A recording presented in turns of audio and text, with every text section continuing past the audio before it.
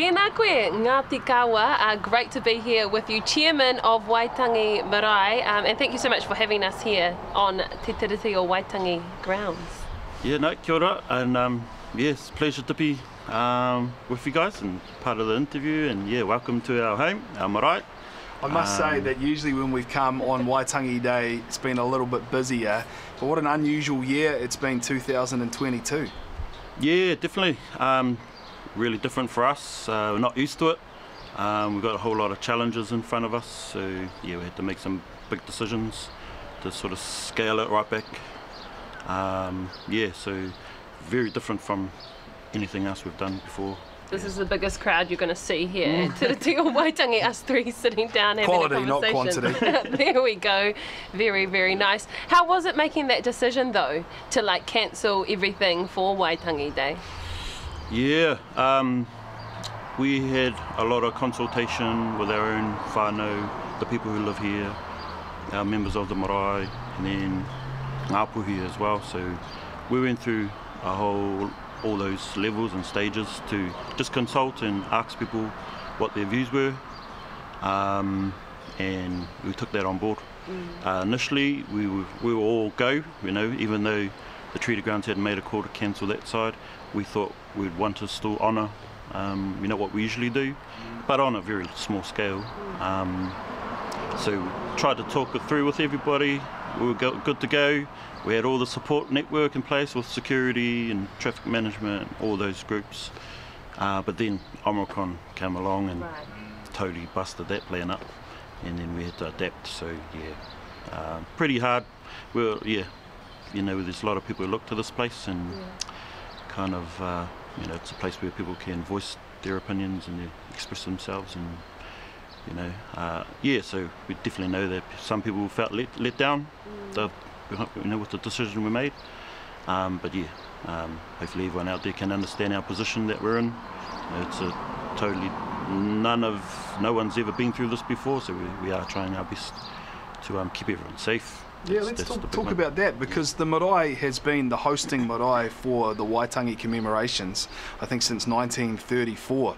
And you probably have never had to cancel what happened on the marae in all that time, is that true? That's right, yeah, so it has been going, 1934 was the first official one for the nation, and even back then there was tens of thousands of people.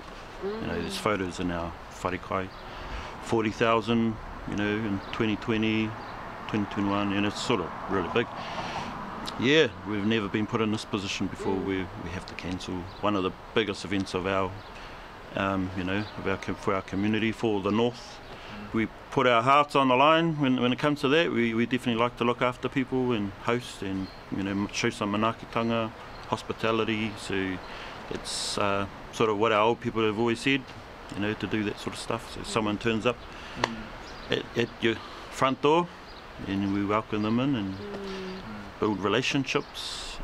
We've actually got a lot of projects happening right now. Our biggest one is our whare tupuna.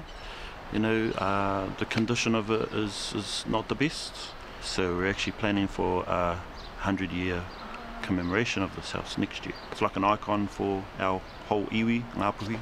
So I know there's a lot of people who through history have got a major connection to this and have donated, given us support, contributed to the house, and then that's just phase one. You know, we got other projects, you know, a new hub at the kohanga, you know, office and reception areas and meeting spaces and, you know, that sort of thing. And then that one there is actually the big one on our list.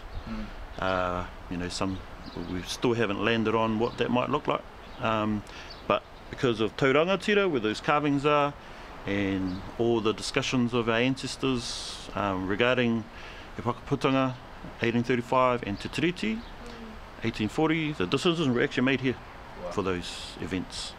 So the chiefs were all gathered here and made, you know, big decisions for our hapu, our families, our tribe, but for the whole nation. So yeah, we want to enhance that place, whether it be a multi-purpose building, complex, conference centre, arts and crafts. We haven't kind of finalised it yet, but that's where it's going. And that, you know, hopefully line it up with 2035, 200 years of signing of the whakaputanga. Wow. So that's our sort of aspiration, our goal, where we're going. And then it's the restoration of our culture and our people, you know, with the identity. You know, so we want everybody on our, you know, we've got kaumātua who've you know, been strong in te ao Māori, great leaders, you know, and great orators, experts in te reo.